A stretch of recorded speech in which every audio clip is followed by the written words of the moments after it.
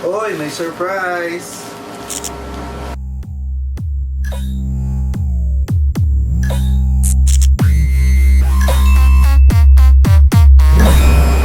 What's up, y'all? Welcome to Streetwear PH. It's me again, ya boy. Yes, alam nyo na yan. So, welcome sa isa na namang episode. As usual, mag-unbox na naman tayo ng shirt.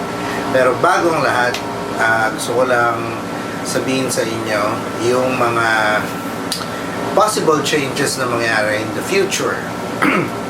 Number one is I'm proud to announce na baka mag-expand tayo ng mga i-unbox nating items.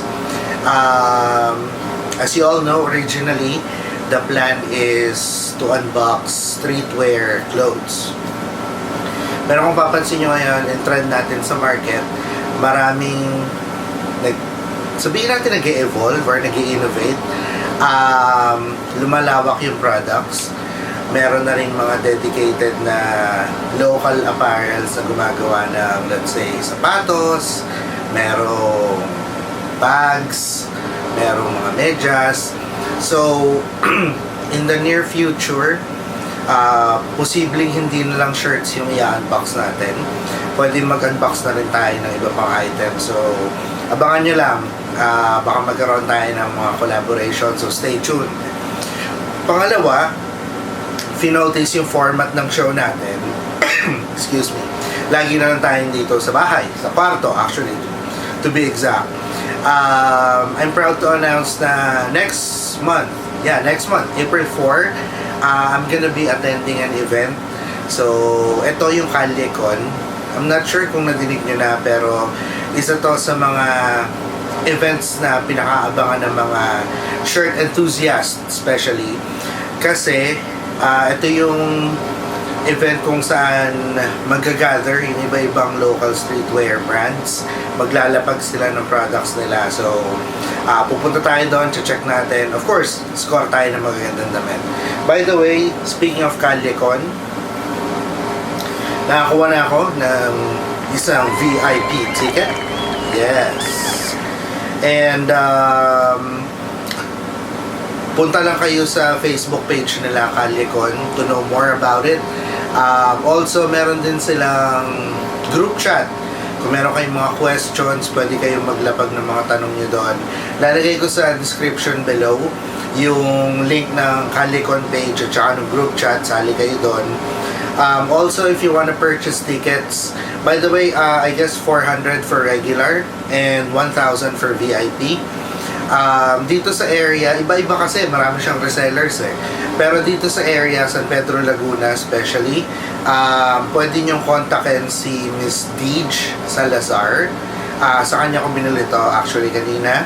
So, lalagay ko rin sa description below yung link ng Facebook profile niya para ma-message nyo siya, makabili kayo.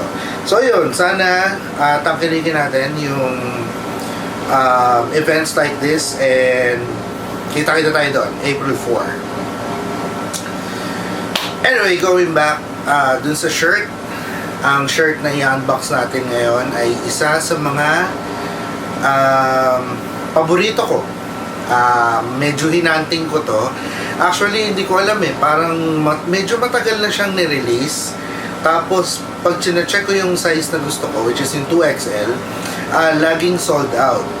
But apparently, parang last week, naging available siya. So, of course, gaya ka na sinabi ko sa inyo, pag may nagustuhan kayong shirt, bilhin nyo na agad. So, binili ko na siya and nakuha ko na yung package. Eto na siya. From Lazada. Yan. So, it's a shirt from FLSC, or mas kilala sila bilang Future Leader. So, i-unbox na natin siya. Tingnan na natin. By the way, via Lazada, hindi mo siya bibilin diretso sa FLSC. Kumbaga, meron silang registered na store na nagbebenta. It's actually from the No Good Crew. Marami silang binibentang shirts like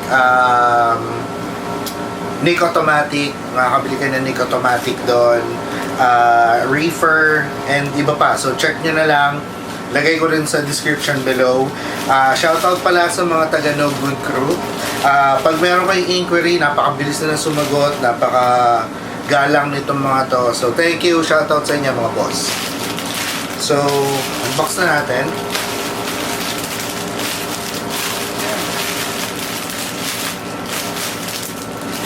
Ito na siya.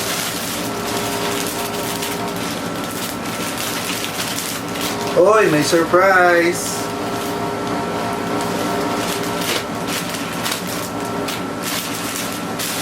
Yan! So, ito na yung shirt natin from FLSC. Sobrang simple niya lang, pero gusto ko kasi yung kulay niya. Sorry, nalaglag. And by the way, meron tayong sticker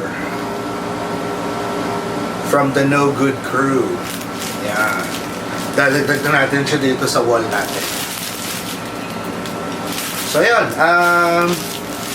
Buksan ko na siya. Tapos, like the usual, papakita ko sa inyo ng mas detalyado. And then, fit natin siya. Okay? Ayos.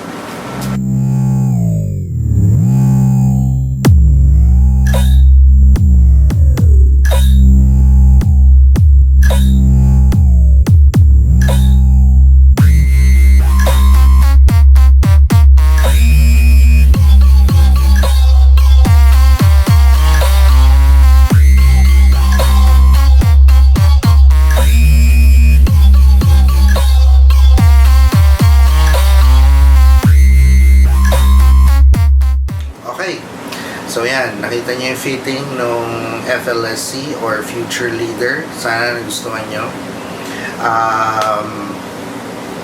So as usual, ganda ng quality niya. Tama-tama yung sukat niya, yung haba, dimensions and everything. Alam niyo, matagal ko nang visualize eh. Before ko palang i-purchase tong shirt na to, naisip ko, ang ganda na kasi nung kulay niya eh. Kailangan ko lang ng tulong nyo. Yan. So, tingin nyo, bagay ba? Tagal ko nang visualize eh. Itong formahan na ganito. Naisip ko kung astig ba siya sa paningin nyo. Comment naman kayo kung bagay sa akin. Ito na yung susuot ko sa kalikon kung bagay sa akin. Okay? So, yan. Feeling ko kasi bagay eh. Ewan ko. Pero kayo mag-judge. Kung okay itong getup ko, comment kayo below. Ito na yung formahan natin. So, thank you so much for watching this episode. So, next episode, abangan nyo. Isa to sa mga, ang i-unbox natin, isa sa mga highly anticipated collaboration ng dalawang higanteng streetwear brands. Siguro may idea na kayo kung ano yan, no? Pero next episode, i-unbox natin siya. Naka-order na ako. Naging medyo mahirap kasi paunahan, ang bilis ma-sold out, pero nakakuha pa rin naman ako. Too bad, hindi ko lang nakuha lahat ng gusto ko.